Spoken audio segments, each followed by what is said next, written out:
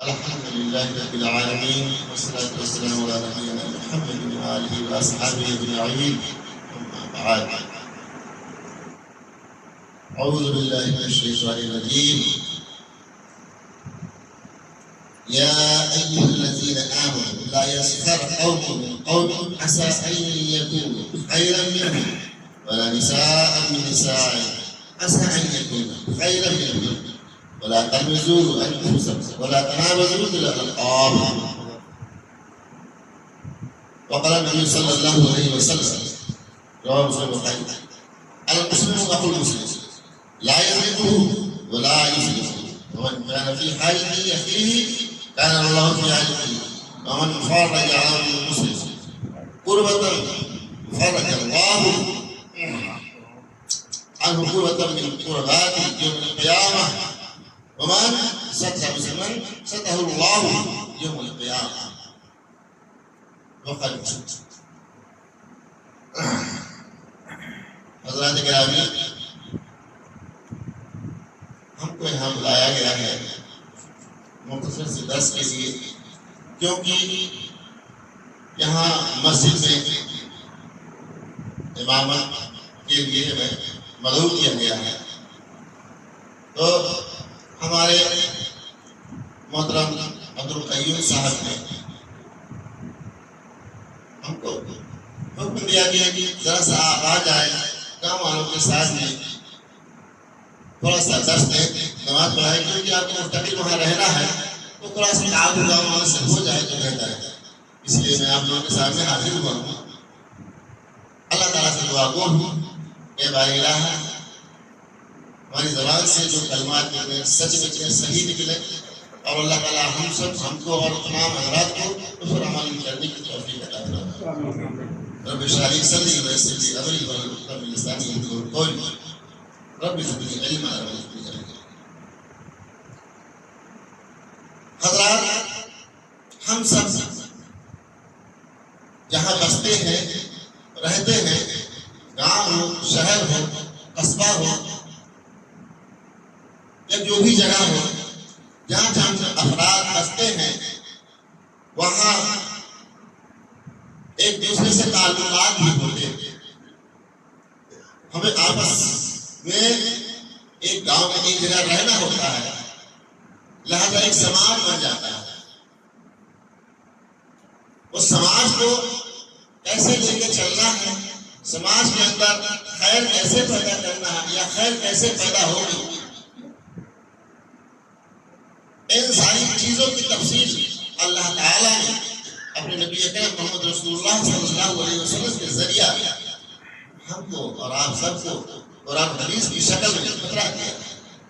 اگر ہم اور آپ اسی نہج، اسی طریقے سے اپنی زندگی گزاریں گے تو ہمارے اندر خیر و برکت کے ساتھ ہمارے اندر سے تمام برائیاں مٹ جائیں گی، ہم ایک دوسرے کے خیر خواہ بن جائیں گے. لہذا سماج میں رہتے ہوئے ہمیں ایک دوسرے کا خیال رکھنا چاہیے، کسی کی دل آزادی سے بچنا چاہیے. رب العالمین نے قرآن کریم کی سورہ حجرات آیت نمبر 11 میں فرمایا: یا ایھا الذین آمنوا، اے وہ لوگوں جو ایمان لائے. مخاطب کون ہے؟ صرف مومنین ہیں جو ایمان لائے اللہ کی توحید پر، رسول اللہ صلی اللہ علیہ وسلم کی رسالت پر. اللہ تعالیٰ انہیں کو مخاطب کر رہا ہے، کیونکہ اس چیز کے ماننے والے یہی ہیں، اللہ اس رسول کے احکامات کی فراہمی کی پیروی کرنے والے مومنین کا ہی بنتا ہے. اس لیے اللہ تعالیٰ نے مومنین کو ہی مخاطب کیا ہے. یا ایھا الذین آمنوا لا یسخر قوم من قوم، کوئی قوم، کوئی شخص کسی کا مذاق نہ اڑائے. اس سے ہوگا کیا؟ سماج میں خرابی پیدا ہوگی. پھر فرمایا: عسیٰ ان یکون خیرا منہم، ممکن ہے جس سے آپ مذاق اڑا رہے ہیں، جس کی آپ تذلیل کر رہے ہیں، وہ ہم سے بہتر ہے.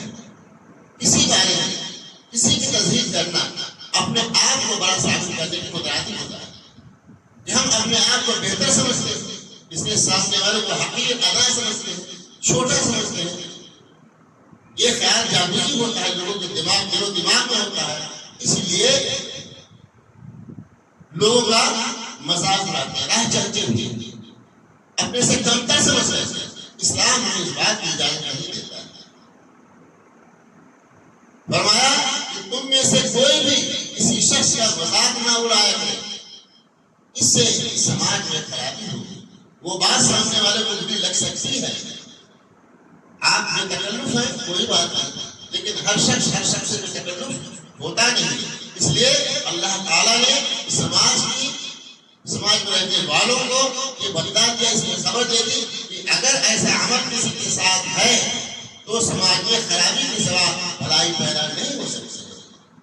فرمایا جس کا تم مذاق اڑا رہے ہو، جس کی تم ٹھٹا کر رہے ہو، جس کے ساتھ ہنسی کر رہے ہو سکتا ہے کہ وہ اعمال کے لحاظ سے تم میں بہتر ہو، تم سے بہتر ہو، لہذا مذاق اڑانے کی ہر کسی کو اجازت نہیں ہے۔ کسی کی دل آزاری ہوتی ہے، دل دکھتا ہے، اللہ تعالیٰ نے ہم کو منع فرما دیا۔ فرمایا میں نے اپنے اوپر ظلم کو حرام کر لیا ہے، لہذا بندوں کو بھی ظلم سے بچنا چاہیے۔ اگر کسی کا مذاق اڑاتے ہیں، کسی کا ہنسی ٹھٹا کرتے ہیں، اپنے ہی گاؤں کے رہنے والوں کا، اپنے ہی مسلمان بھائی کا، تو اس کی دل آزاری ہوگی اور آپ کی طرف سے اس کے دل کے اندر کھٹک نہ پیدا ہو سکتا ہے۔ دل ہی دل میں آپ کو برا سمجھ رہے گا، ہو سکتا ہے آپ کو بگاڑ نہ سکے، آپ کے منہ پہ کہہ نہ سکے، اتنی جرأت نہ ہو کیونکہ آپ نے چھوٹا سمجھ نہیں اس کی تصدیق کی ہے۔ لہذا ان چیزوں سے بچنا چاہیے۔ اللہ تعالیٰ نے کہا ممکن ہے جس کا تم مذاق کر رہے ہو، جس کا ہنسی ٹھٹا بنا رہے ہو، وہ عمل کے لحاظ سے تم سے بہتر ہو۔ بلا نظام میں نسائی، ہاں عورتیں بھی مردوں کو خطاب کرنے کے ساتھ ساتھ اللہ رب العزت نے مردوں کو بھی خطاب فرمایا۔ مردوں کو بھی اس چیز سے بچنا چاہیے، اور عورتوں کی سماج الگ ہوتی ہے، مردوں سے اس کا اٹھنا بیٹھنا الگ ہوتا ہے۔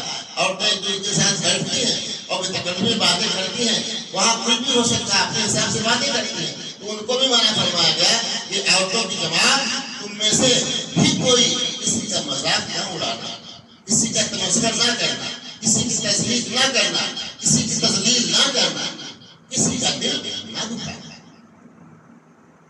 عورتوں ممکن ہے جس کے سلسلے میں تم بات کرتی ہو، جس کے لیے تمہارے دل میں خیالات پیدا ہوئے ہیں، ممکن ہے اللہ کے نزدیک وہ تم سے بہتر ہو، عمل کے لحاظ سے وہ تم سے بہتر ہو۔ وَلَا تَلْمِزُوا أَنفُسَكُمْ، اور تم کسی کا عیب نہ نکالنا۔ وَلَا تَنَابَزُوا بِالْأَلْقَابِ، اور کسی شخص کو برے لقب سے بھی نہ یاد کرنا۔ برے لقب کیا ہوتے ہیں؟ کسی کو تالیہ کہہ دیا، کسی کو کوئی عیب ہے اس کے عیب کے ساتھ بلا دیا، یہ لگنے، یہ کانے، یہ فلانے، یعنی ایسا لقب زبان سے آپ کے ایسا لفظ نکلتا ہو جو اس کو ناگوار گزرتا ہو، برے القاب سے ہوتے ہیں۔ بس میں کوئی کسی لقب سے ایک دوسرے کے نام بگاڑنے کے ماہر ہو گیا اور وہ چلا آتا ہے، اس شخص کو گنا گزرتا ہے۔ میں نے بہت سارے لوگوں کو دیکھا ہے، بچپن میں جو نام دیے گئے تھے آج جوان ہو کے ان ناموں سے ان کو چڑ ہوتی ہے۔ اگر کوئی پکارے ان ناموں سے تو وہ اصلاح کرتے ہیں، میرے بھائی میرا نام یہ نہیں ہے، بس میں کہتے جو کہتے ہیں، لیکن مجھے اس سے تکلیف پہنچتی ہے، تو برے القاب سے اس کو پکارنا ہی نہیں چاہیے، کسی شخص کو برے القاب سے نہیں پکارنا چاہیے۔ مثلا آپ کسی کو اس کے رنگ کے ذریعہ، آپ کسی کو اس کے عیب کے ذریعہ، آپ اس کو کوئی ٹھہرنا ہے چھوٹے قد کا ہے، آپ اس حساب سے اس کو پکار رہے ہیں، یہ برا لگتا ہے۔ کوئی لمبا ہے، آپ اس کے لحاظ سے اس کو پکار رہے ہیں، اس کے دل میں کھٹک پیدا ہو رہی ہے، دل دکھ رہا ہے، تو دل آزادی سے اللہ تعالیٰ نے منع فرمایا ہے۔ میں ایک واقعہ ایک حدیث کی بات ہے، رسول اللہ صلی اللہ علیہ وسلم کی زوجہ محترمہ عائشہ صدیقہ رضی اللہ تعالی عنہا اپنے ہی گھر میں رسول اللہ صلی اللہ علیہ وسلم کے ساتھ ہی تشریف فرما تھی۔ باتوں میں حضرت صفیہ رضی اللہ تعالی عنہا کا ذکر ہے، وہ بھی رسول اللہ صلی اللہ علیہ وسلم کی زوجہ محترمہ ام المؤمنین صفیہ رضی اللہ تعالی یہودی خاندان سے تعلق رکھتے تھے. فتح کے بعد جو ہے اللہ کے رسول صلی اللہ علیہ وسلم کی زوجیت بھی لے لیا، لیکن ان کا قد تھوڑا چھوٹا تھا. تو جب بات ملی تو انہوں نے فرمایا ہاں وہ صفیہ جو ایسی نہیں ایسی، ان کے عیب کو ان کے ٹھنڈے پن کو ظاہر کیا کہ جن کا قد چھوٹا ہے. رسول اللہ صلی اللہ علیہ وسلم نے فرمایا اے عائشہ، کہ تمہارے زبان سے جو الفاظ نکلے ہیں یہ اتنے قبیح اور اتنے زہریلے ہیں کہ اگر سمندر کے اندر اس کو ڈال دیا جائے تو سمندر کا پانی بھی کڑوا ہو سکتا ہے، کڑوا ہو جائے گا. کسی کو برے عقاب سے نہیں یاد کرنا چاہیے جس کا صرف کلو موجود نہیں ہے، لیکن اس کو اس کے عیب کے ساتھ تم نے یاد کیا ہے. یہ بہت بری بات ہے، یہ چیزیں زیب نہیں دیتی. اسی طرح رسول اللہ صلی اللہ علیہ وسلم فرمایا سماج کو سدھارنے کا، سماج میں بہتری لانے کا جو طریقہ ہے وہ اللہ رب العزت نے اور ہمارے نبی محترم محمد رسول اللہ صلی اللہ علیہ وسلم نے ایسا کوئی چیز نہیں چھوڑا ہے کہ جو ہمیں کسی اور سے پوچھنا پڑے. دین کو مکمل کر دیا اللہ تعالیٰ نے، اسے گواہی قرآن میں دے دی. یہ دین مکمل ہو گیا. الیوم اکملت لکم دینکم، اس دین کو آج تمہارے لیے مکمل کر دیا گیا. یہ دین مکمل ہو گیا. اب کوئی چیز ایسی نہیں باقی رہ گئی ہے کہ جس کی شدید پیاس ہمارے پاس ہو اور اس کا جواب شریعت دے رہا ہے. فرمایا المسلم اخو المسلم، ایک مسلمان دوسرے مسلمان کا بھائی ہوتا ہے. رشتہ کیا بنایا؟ اخوت کا، بھائی کا رشتہ بنایا کہ ایک مسلمان دوسرے مسلمان کے بھائی ہیں. لا یظلم ولا یظلم، وہ شخص ایک شخص اپنے دوسرے بھائی مسلمان کے اوپر ظلم نہیں کرتا، ایسا کوئی کام نہیں کرتا ہے جو اسے گرا ملے، ایسا کوئی کام نہیں کرتا ہے جس کے ذریعے سے اس کا گھاٹا ہو، ایسا کوئی کام نہیں کرتا ہے جو جس کے ذریعے سماج کے اندر اس کی جو ہے تصدیق ہو، اس کے دل کو ٹھیس پہنچے. فرمایا رسول اللہ صلی اللہ علیہ وسلم نے المسلم اخو المسلم، ایک مسلمان دوسرے مسلمان کا بھائی ہے. ہمارے سماج میں جہاں رہتے ہیں ان چیزوں کی اہمیت شاذ و نادر بھی دیتے ہیں. اسی لیے اس ٹاپک کو اختیار کیا گیا ہے کہ سماج کا سدھار بہت ضروری ہے. جس کے اندر بھی عیب پایا جائے ان کو خبردار کر دیا جائے کہ یہ عیوب اپنے اندر سے نکال باہر ہے. یہ آپ کے ایمان کے لیے خطرہ ہے.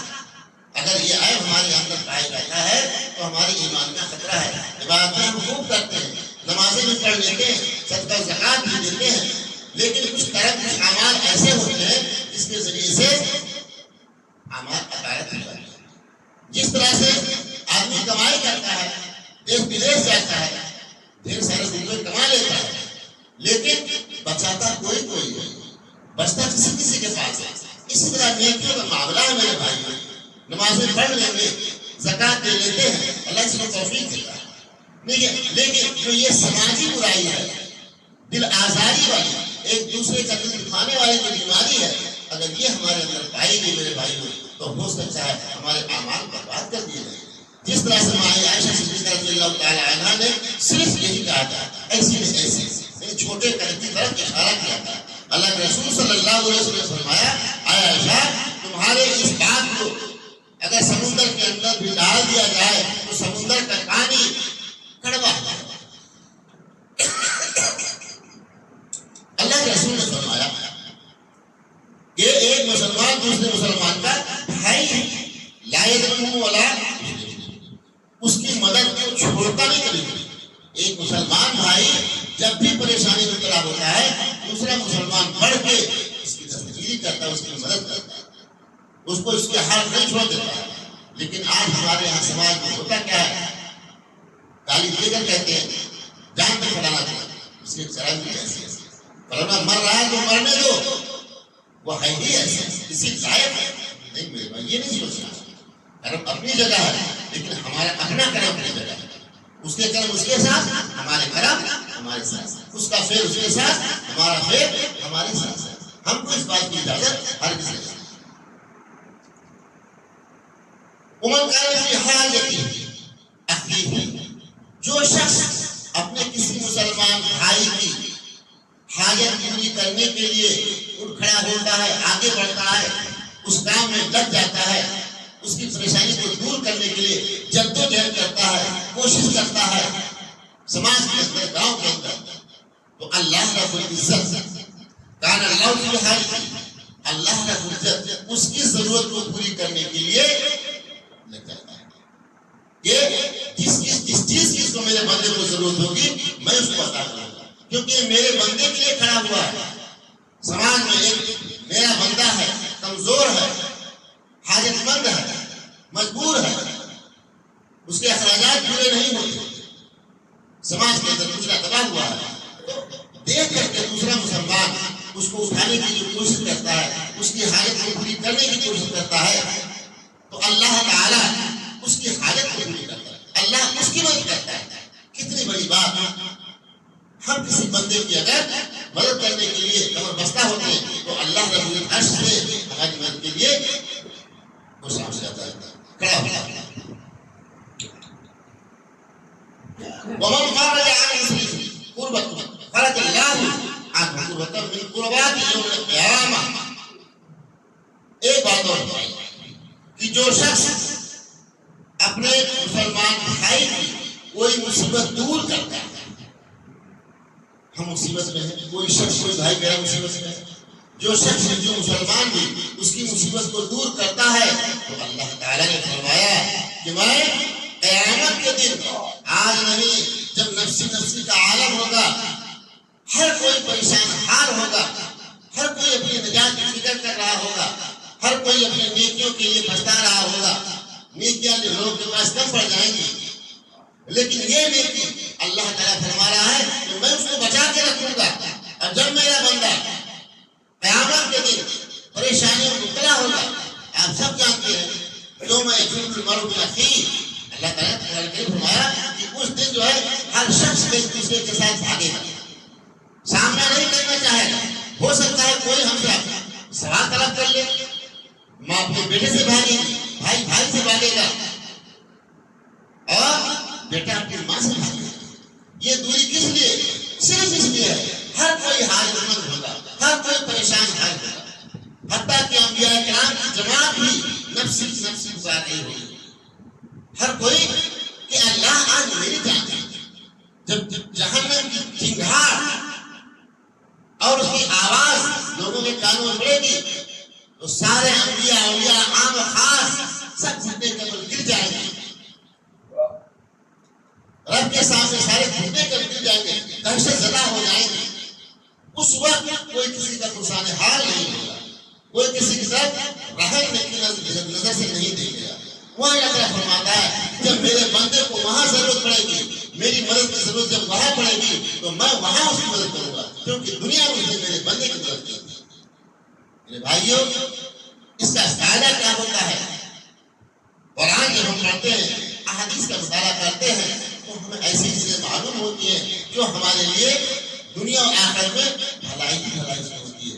کوئی ایسا حکم شریعت میں آیا نہیں جس میں کوئی نقص پایا جائے، یہ شریعت بالکل روز روشن کی طرح آیا ہے، ہر کوئی دیکھ لے اس کو، اس میں کوئی نقص آج تک کوئی نکال نہیں سکا ہے۔ اللہ نے وعدہ کر لیا ہے، اے میرے بندو، اگر تم نے دنیا کے اندر میرے بندے کی مدد کی، میرے بندے کی کوئی مصیبت دور کی، تو ہوگا کیا؟ میں قیامت میں تمہاری مصیبتوں میں سے کوئی بھی مصیبت دور کروں گا، تمہیں اس مصیبت سے نکال دوں گا۔ وَمَن سَتَرَ مُسْلِمًا سَتَرَهُ اللَّهُ يَوْمَ الْقِيَامَةِ، اور اگر کوئی شخص کسی مسلمان بھائی کا عیب جان گیا، خرابی ہر ایک کے اندر ہوتی بھائیو، کوئی ایسا نہیں ہے کہ جس کے اندر، جس کی زندگی میں گناہ نہ ہوئے ہو، جس میں خامی یا کمی نہ ہو، کوئی ایسا صاف ستھرا انسان ہے نہیں، پڑھا لکھا ہو، جاہل طبقہ ہو، علماء کا طبقہ ہو، کوئی بھی طبقہ، معصوم الخطا صرف انبیاء کی جماعت ہوتی ہے۔ میرے بھائی، گناہ کرنے کا ان کے اندر مادہ ہی نہیں ہوتا، ان کو اللہ تعالیٰ محفوظ کر دیتا ہے گناہوں سے، اور گنہگار ہر شخص ہے۔ ہم اگر 5 وقت کی نماز پڑھ لے رہے ہیں تو فلاں کو حقیر سمجھیں، یہ عیب ہے۔ ہم اگر اللہ نے توفیق دے دیا ہے زکات نکال دے رہے ہیں تو فلاں کو حقیر سمجھیں، یہ سی چیزیں یہ عیب مانی جاتی ہیں، یہ ہمارے دل و خیالات میں نہیں ہونی چاہیے۔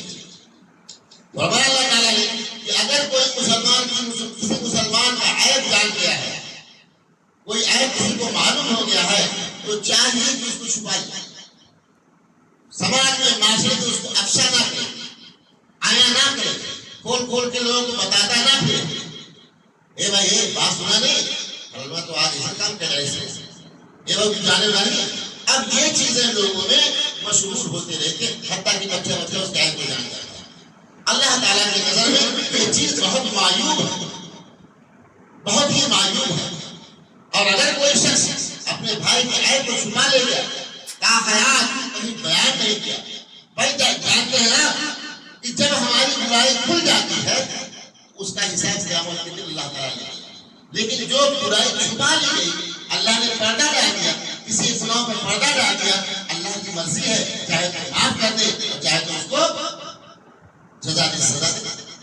لیکن جو عیب جو برائی ہماری اللہ نے یہاں چھپا لی، امید کرتا ہوں کہ اللہ تعالیٰ قیامت کے دن بھی رسوا نہیں کرے گا اس بندے کو، جس کو دنیا میں رسوا نہیں کیا اس کو آخرت میں اللہ کا دن رسوا نہیں کرے گا، اس کو ستر پوشی کرے گا۔ تو یہی فرمایا کہ اگر کسی ہمارے بندے کی ستر پوشی کی، برائی کو چھپا لیا، لوگ میں آیا نہیں کیا، تو قیامت کے دن ہر کوئی اس عیب میں مبتلا ہے، میں قیامت کے دن اس کے عیب کو چھپا دوں گا۔ جب کہ ساری دنیا اور حشر کا میدان جا کر کھڑا ہوگا، سارے لوگ وہاں موجود ہوں گے، ان لوگوں کے سامنے آج ایک سماج کے سامنے ہم نے اس کو ذلیل کیا، اپنے بھائی کو اس کے عیب کو بیان کیا، اللہ تعالیٰ قیامت کے دن ہم کو حشر کے میدان میں ذلیل و خوار کرے گا۔ لیکن اگر یہاں اس کے عیب کو چھپا لیا گیا تو اللہ تعالیٰ فرماتا ہے قیامت کے دن میں اس کے عیبوں کو چھپا لوں گا، اسے صاف کر دوں گا۔ اب یہ سماج کی باتیں، سماج میں رہتے ہیں، یہ برائی پائی جاتی ہے، سچ بات کوئی بچ پاتا ہے۔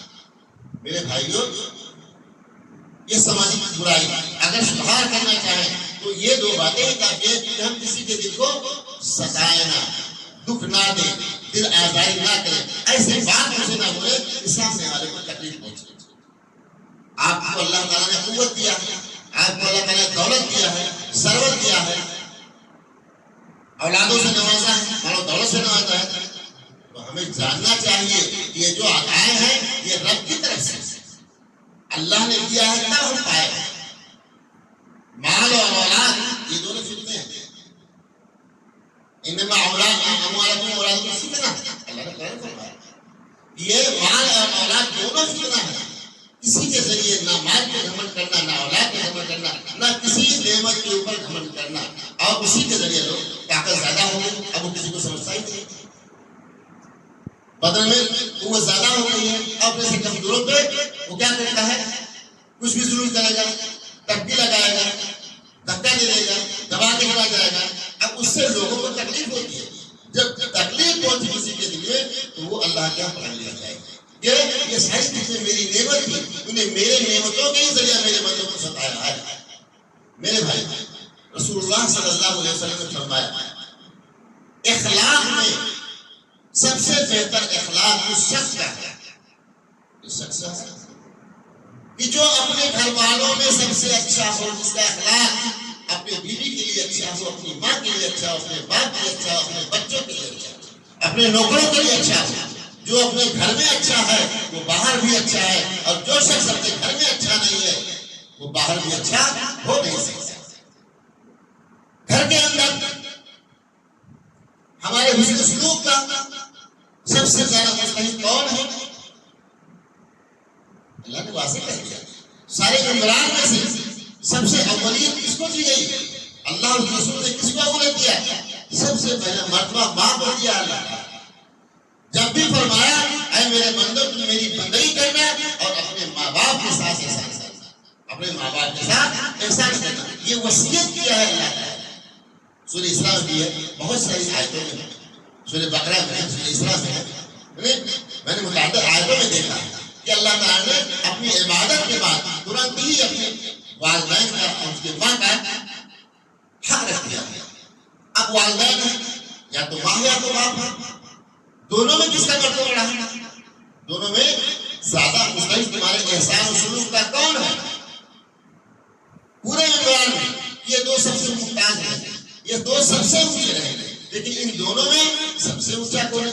باپ ہے یا ماں ہے؟ ایک صاحب نے رسول اللہ صلی اللہ علیہ وسلم سے سوال کیا، اے اللہ کے رسول صلی اللہ علیہ وسلم میرے والدین زندہ ہیں اور بتائیے ہمیں کہ ان دونوں میں اگر کوئی آواز دے مجھے، اگر باپ دے رہا ہے آواز اور ماں بھی آواز دے دے تو میں کس کی سنوں پہلے؟ مستحق کون ہے؟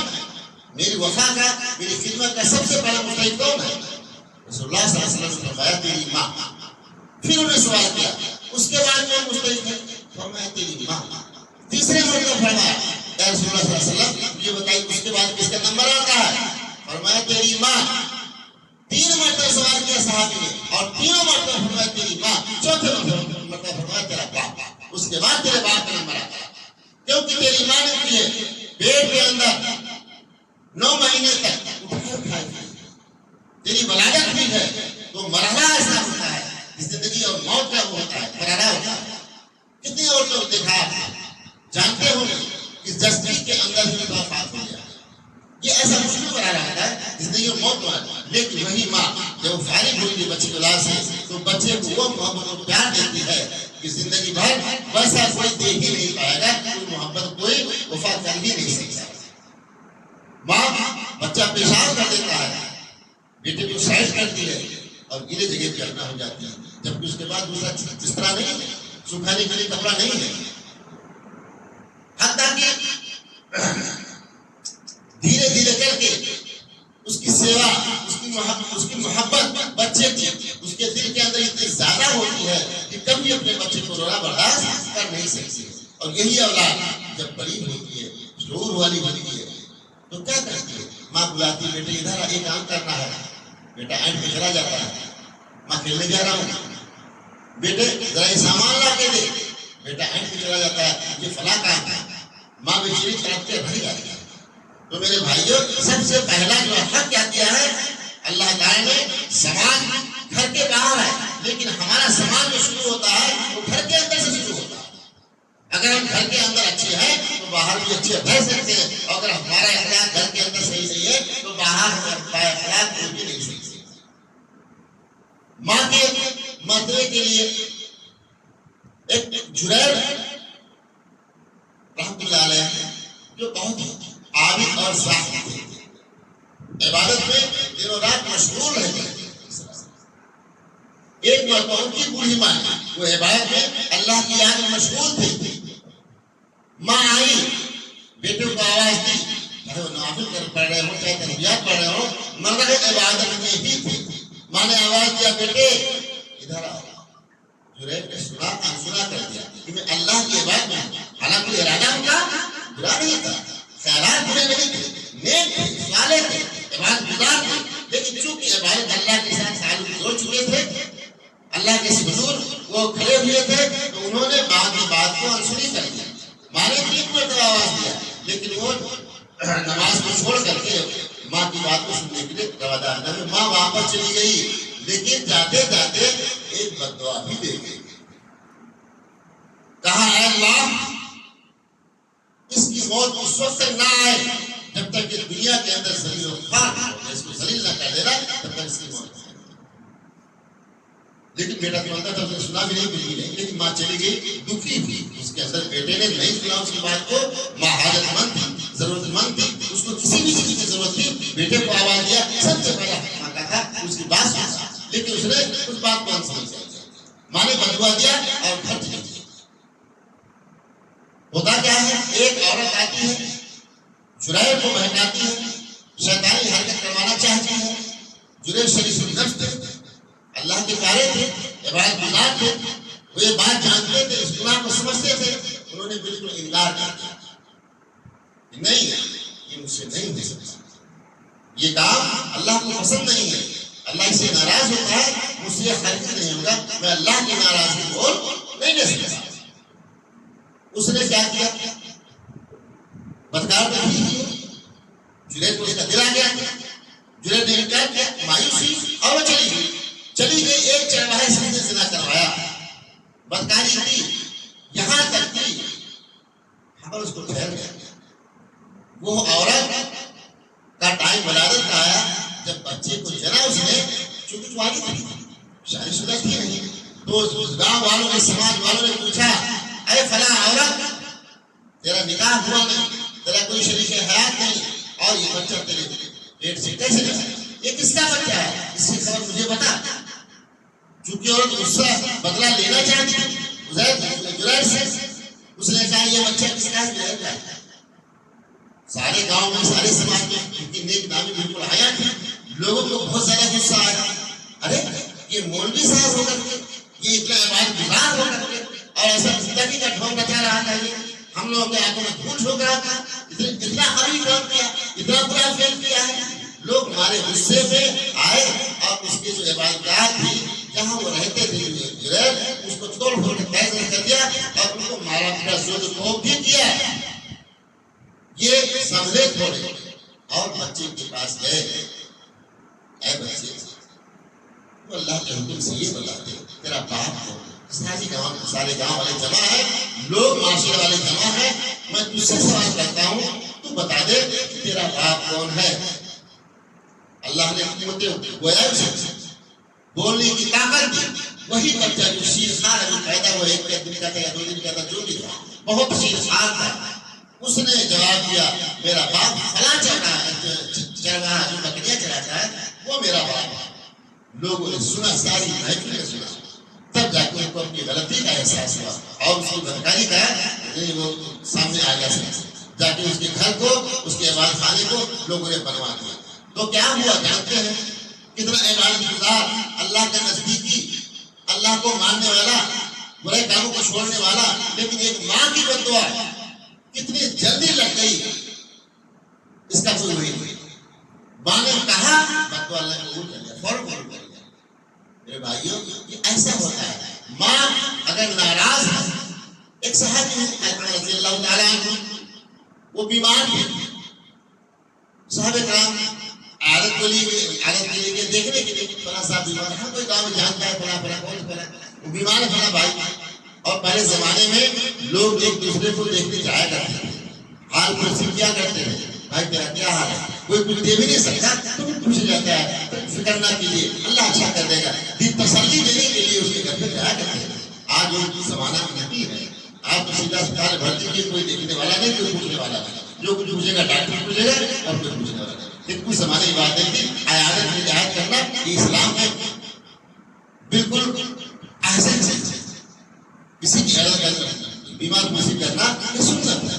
صحابہ کرام نے پوچھا ان سے، حاجت پوچھنے کے بعد کلمے کی تلقین کی، رسول اللہ صلی اللہ علیہ وسلم فرماتے ہیں کہ جب تم بیمار کے پاس جاؤ، مرنے میں جانے کا وقت ہو تو اسے کلمہ شہادت کی تلقین کیا کرو، تمہارے ساتھ ساتھ وہ کلمہ پڑھے، یعنی آخری کلمہ اس کو کلمہ شہادت ہو، توحید کا کلمہ ہو۔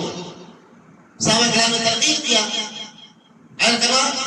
کہو اشہد ان لا الہ الا اللہ، وہ کوشش کرتے ہیں لیکن ان کی زبان سے کلمہ ادا نہیں ہوتا ہے۔ صحابہ کرام حیران و پریشان ہیں، یہ کیا اتنا نیک آدمی، اتنا نمازی، تہجد گزار، پرہیزگار، اور بیماری میں جا کرنے کے عالم میں اس کی زبان سے کلمہ نہیں ادا ہو رہا ہے۔ صحابہ کرام تشریف لائے، رسول اللہ صلی اللہ علیہ وسلم سے فرمایا، اے اللہ کے رسول صلی اللہ علیہ وسلم، ہم لوگ رحمہ کے پاس گئے ہوئے تھے، کیونکہ آپ کے حکم کے مطابق ہم نے اس کو کلمے کی تلقین کی، کلمہ شہادت پڑھوانا تھا، لیکن اس کی زبان سے نکلا نہیں۔ آپ نے پوچھا کیا اس کی ماں ہے؟ زندہ ہے، ماں باپ ہے؟ بولے باپ کا انتقال ہو گیا لیکن ماں موجود ہے، ماں ہے۔ بولے ان کو چلو میں اس کی ماں سے ملتا ہے، نہیں کہا بلا کرا، لیکن اخلاق دیکھیے، نبی کریم صلی اللہ علیہ وسلم کا اخلاق دیکھیے، یہ نہیں کہا اس کو بلا کرا، اچھا چلو چلو۔ لوگوں نے سندیشہ دیا، رسول صلی اللہ علیہ وسلم کے پاس آ رہے ہیں ملنے کے لیے، وہ بوڑھی اور بولی نہیں، اللہ کے رسول کہیے وہاں رہ کر خود آتی ہے۔ وہ عورت، وہ بوڑھی اور اپنی ماں وہاں گئی تو اللہ کے رسول صلی اللہ علیہ وسلم نے پوچھا تیرے بیٹا کیا ہے؟ تو کہنے لگی اللہ کے رسول میرا بیٹا بہت اچھا، نمازی ہے، پرہیزگار ہے، زکات دیتا ہے، سنت کی پیروی کرتا ہے، نافل پڑھتا ہے، اس میں کوئی برائی نہیں۔ تو کہا پھر اس کا حال ایسا کیوں ہے؟ لیکن اس نے کہا کہ لیکن پھر بھی میں اس سے ناراض ہوں۔ عورت نے کیا کہا؟ پھر بھی میں اس سے ناراض ہوں۔ بولے وجہ کیا ہے، ناراض کیوں ہے؟ کہا کہ اس کی بیوی جو ہے اپنی بیوی کے ساتھ خوش رہتا ہے، میری اہمیت دیتا ہے، مجھے وہ وقار نہیں دیتا، مجھے وہ حق نہیں دیتا ہے جو میرا حق ہے۔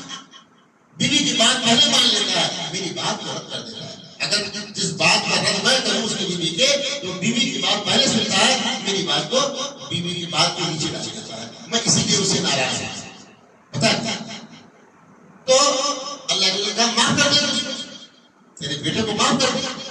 اس نے کہا میں نہیں مانوں گا، مجھے بہت دکھ دیا، جب سے شادی کر کے لایا ہے، بیوی کو لے کے آیا ہے، تب سے اس نے مجھے بہت دکھ دیا۔ جب دیکھو جب بیوی کی بات مانتا رہتا ہے اور مجھے کوئی ویلو کرتا نہیں ہے، میں نہیں مانتا۔ کہا ٹھیک ہے جمع کرو۔ صحابہ کرام کو حکم دیا، لوگوں جاؤ لکڑیاں جمع کر کے لاؤ، سوکھی سوکھی لکڑیاں لے کے آؤ۔ بہت سارے صحابہ دوڑ پڑے، اتنی کیا کرو گے اس کا؟ بولے لکڑیاں جمع کر کے لاؤ اور آگ لگا دو، جب آگ بھگ جائے اور شعلے بن جائے تو القامہ کو لا کے اس میں ڈال دینا، چل کے آگ ہو جائے۔ ماں کو ماں ہوتی ہے، وہ اس کے کتنی بھی ستائی گئی ہو، حالانکہ میں نے دیکھا میرے گاؤں کے بیٹوں نے اپنے ماں کو پٹک پٹک کے مارا بھی، اتنے کمبخت بدبخت ہوتے، لیکن ماں کی زبان سے بدوا نہیں۔ کہا میرے بیٹے کو جلاؤ گے؟ بولے ہاں جناب، میں وہ کیا کروں گا؟ تو معاف کرتی نہیں ہے، جا کے وہاں عذاب سہے گا، اللہ کے جہنم میں جائے گا، تو اس سے پہلے بہتر ہے کہ میں اسے یہاں جلا ڈالوں، وہاں کے عذاب سے بچ جائے۔ بولے اے اللہ کے رسول صلی اللہ علیہ وسلم، بھلے مجبوری تھی لیکن میں سب کو گواہ بناتی ہوں، میں اپنے بیٹے کو معاف کرتی ہوں اور میرے طرف سے کوئی گناہ شکایت نہیں ہے، آپ دعا کریں میرے بیٹے کو جو ہے آگ میں جلا دیں۔ ان کا انتقال ہوا، اس کے بعد راستہ جنت کا کھل گیا۔ اگر وہ ماں معاف نہیں کرتی تو ان کی عبادتیں، ان کی ریاضتیں، ان کی نیکیاں کوئی کام نہیں آتی میرے بھائی، کیونکہ ماں کا مرتبہ بھی ایسا ہے۔ تو سماج میں، معاشرے میں، پورا سماج گاؤں ہے، ہر ایک کا حق ہے، لیکن سب سے پہلے حق جو ہوتا ہے اپنے گھر میں ہوتا ہے، اور گھر میں سب سے پہلے حق ماں کا، دوسرے نمبر باپ کا ہوتا ہے، اس کے بعد ہی سارے لوگ آئیں گے، بچہ ہو، بیوی جو بھی فرد ہو، بھائی ہو، ہر ایک کا حق بعد میں آئے گا، فرد تو پھر باقی ہوتی ہے۔ اگر ماں ناراض ہے زندگی میں اور تمہارا انتقال ہو گیا تو میرے بخش میں کوئی گنجائش ہے ہی نہیں ہے۔ لہٰذا سماج میں رہنے والوں کو یہ سمجھنا چاہیے کہ اگر ہمارا معاملہ ماں کے ساتھ اچھا نہیں ہے تو آج ہی اچھا کر لینا چاہیے، کیونکہ اس کے بغیر گزارا نہیں ہو سکے، میدان میں کسی کا گزارا نہیں ہے۔ دیکھیے موسیٰ علیہ السلام اتنے جلیل القدر پیغمبر، اولو العزم پیغمبروں میں موسیٰ علیہ السلام کا نام آتا ہے۔ اہل کتاب کتاب والے میں کتاب بھی تھی، تورات میں نام ہے۔ اللہ سے میں سوال کیا، یا الہی جنت میں میرا رفیق کون ہوگا، میرا ساتھی، میرا پڑوسی کون ہوگا، مجھے بتا دیجیے۔ اللہ نے فرمایا کہ فلاں جگہ ایک کسائی رہتا ہے جو گوشت کاٹنے کا کام کرتا ہے، بیچتا ہے، وہ تیرا جنت کے ساتھی ہوگا۔ موسیٰ علیہ السلام کے دل میں طرح تھی، میں دیکھوں تو کہ وہ کسائی جو دن میں بکرا ذبح کرتا ہے، گوشت کاٹتا مارتا ہے، اور جنت میں اللہ نے اس کو میرا رفیق بنایا ہے۔ موسیٰ علیہ السلام تشریف سے دکان پہ ملا، کام کرتا رہا، موسیٰ علیہ السلام کھڑے دیکھتے رہے۔ شام ہوئی، وہ بندہ، وہ کسائی اٹھا، جھولا لیا، جھولی لیا اور گوشت کا ٹکڑا لیا اور وہ چل دیا اپنے گھر کی طرف۔ موسیٰ علیہ السلام نے کہا کہ بھائی میں آج آپ کا مہمان بننا چاہتا ہوں، مجھے قبول کر لیجیے۔ اس نے خوشی کا اظہار کیا، کوئی بات نہیں، آپ میرے آج مہمان رہ سکتے، چلیے چلیے ساتھ۔ گھر پہ گئے، اس نے جھولا رکھا، جزنبیل میں جھولے میں اس کے جو گوشت کا ٹکڑا تھا اس کو اس نے پکایا، بھونا، اور ایک جگہ بند رکھا ہوا تھا، زنبیل کی طرح تھا، وہ بھی تھیلی کی طرح تھا، اس میں سے ایک ایسی شخصیت کو نکالا جو ہڈی کا ڈھانچہ تھا۔ وہ تھی وہ شخصیت کون تھی؟ وہ اس کی ماں تھی۔ اس میں سے نکالا، اس نے کپڑے صاف کیے، گندگی غلاظت کو صاف کیا، اور صاف کرنے کے بعد دوسرے کپڑے پہنائے اور اچھے حالت میں لایا، اور اس کے بعد جو بھنا ہوا گوشت لایا تھا وہ کسائی وہ اپنی ماں کے منہ میں ڈال ڈال کے تھوڑا تھوڑا کر کے اپنی ماں کا پیٹ بھر دے پلا دیا، پانی پلایا، اور پھر اسی طرح سے جہاں سے نکالا تھا اپنی ماں کو اسے بٹھا رکھ دیا۔ اور تو کہا یہ کون ہے؟ کہا یہ میری ماں ہے، اتنی عمر زیادہ ہو رہی ہے یہ میری ماں ہے اور میرا روٹین یہی ہے کہ جب میں آؤں گا سب سے پہلے میں ماں کا خیال کرتا ہوں، ماں کو نہلاتا ہوں، دھلاتا ہوں، گندے کے صاف کرتا ہوں، اس کا پیٹ بھرتا ہوں اور پھر میں کوئی کام کرتا ہوں۔ جب وہ کھلا چکے تو ان کے ماں کے منہ سے ایسے کچھ ان کے ہونٹ ہل رہے تھے، ان کے ماں کے ہونٹ ہل رہے تھے۔ تو موسیٰ علیہ السلام نے ان سے پوچھا، اچھا بھائی یہ بتائیے جب تم اس کو کھانا کھلا دیے تھے، پانی پلا دیے تھے تو ان کے ہونٹ کچھ ہل رہے تھے لیکن آواز میرے پلے نہیں پڑی، کیا کہہ رہی تھی؟ ہونٹ ہل رہے تھے، کیا کہہ رہی تھی؟ تو انہوں نے کہا کہ جب میں روز یہ کام کرتا ہوں تو میری ماں میرے لیے دعائیں دیتی ہے، میرے لیے دعائیں دیتی ہے۔ دعا کیا دیتی ہے؟ وہ کہتے ہیں یا اللہ میرے بیٹے کو موسیٰ کا رفیق بنا دینا جنت کے اندر، میرے بیٹے کو موسیٰ کا ساتھی بنانا، ان کا پڑوسی بنانا۔ تو کہا میرے بھائی موسیٰ میں ہوں اور میں یہی چیز سیکھنے آیا تھا، یہی وجہ کہ اللہ تعالیٰ تیری ماں کی دعا قبول کی اور جنت میں میرا رفیق تجھ کو بنا۔ تو بھائی میرے کہنے کا مطلب ہے کہ ماں کی اہمیت بہت زیادہ ہے۔ اللہ نے اس کو جو ہے پہلا نمبر دیا، گھر کے اندر پہلا نمبر، سماج کے اندر پہلا نمبر، سارے انسانوں کو اس نے پہلا نمبر ہی۔ حقوق اللہ الگ سے ہے، حقوق العباد میں سب سے پہلا جو حق ہوتا ہے وہ ماں کا ہوتا ہے۔ اگر ہم اور آپ سارا سماج اگر اس چیز کو سمجھ لے، اپنے اپنے گھروں میں اپنی سدھار کر لے تو ہمارے بچے بھی وہی کریں گے، کیونکہ ماں باپ ہی بچوں کے آئیڈیل ہوتے ہیں۔ بڑے ہوتے باپ کو جو کام کرتے دیکھتے بچے بھی وہی سیکھتے ہیں۔ ماں کو جو بولتے دیکھتے، اگر ہمارے منہ سے گالی نکلتی ہے بچہ باہر کے کوئی گالی دوسروں کے اوپر دہراتا ہے۔ یہ پکی بات بتا رہا ہوں، غلط نہیں۔ گھر میں اگر ماں باپ سے جو بھی وہ سیکھ رہا ہے وہ باہر جا کے ضرور آ سکتا ہے۔ تو بچوں کو بگاڑنے کا ذریعہ بھی ہم ہی ہوتے ہیں اور بچوں کو سنبھالنے کا ذریعہ بھی ہم ہوتے ہیں، اور اللہ تعالیٰ نے ہمیں ان کو سنبھالنے کا حکم دیا کہ اپنے بچوں کی پرورش برداشت کیسے کرو، اسلامی طریقے سے کرو تاکہ سماج اچھا ہوگا، لوگ اچھے ہوں گے تو اللہ تعالیٰ جو ہے تمام لوگوں کو جو ہے اپنے رحمت سے نوازے گا۔ اللہ اپنے بندے کو تکلیف دینا نہیں چاہتا، کسی کو عذاب قرآن میں کہتا ہے میں تم کو عذاب دے کے کیا کروں گا، میرا کیا فائدہ ہوگا؟ تم سمجھتے ہو میں تم کو دکھ دوں گا، تمہارے اوپر ظلم کروں گا؟ ہر چیز ایسا نہیں ہے، اور میں تم کو دکھ دے کر کے میرا فائدہ بھی کیا ہوگا؟ لہذا اللہ تعالیٰ چاہتا ہے میرے سارے بندے جنتی بن جائیں اور آئیں میرے پاس، میری عبادت کر کے والدین کے اوپر احسان کریں، والدین کی نافرمانی ہرگز نہ کریں۔ میں دعا گو کہ اللہ تعالیٰ ہمیں اور تمام مسلمانوں کو اپنے والدین کا فرما بردار بنائے اور اپنے بچوں کی پرورش طریقے سے کرنے کی توفیق دے کہ وہ بھی اپنے والدین کی توقیر و عظمت کریں اور اللہ تعالیٰ کے یہاں مرتبہ اور حاصل کریں، اللہ تعالیٰ سے اس جنت کو حاصل کریں جو اللہ تعالیٰ نے اپنے متقین بندوں کے لیے تیار کر رکھا ہے۔ میرے بھائیو چند کلمات تھے جو میں نے آپ کے سامنے رکھے ہیں، اور میں کوئی مقرر یا خطیب ایسا نہیں ہوں میں کوئی بڑی چلو تقریر کر دوں، لیکن جو کچھ آپ کے سامنے رکھا ہے اللہ تعالیٰ سے دعا کہ اللہ تعالیٰ ہماری باتوں کو قبول کرے اور ہمیں اور آپ کے سب لوگوں کو اس پر چلنے کی توفیق عطا فرمائے۔ جزاک اللہ۔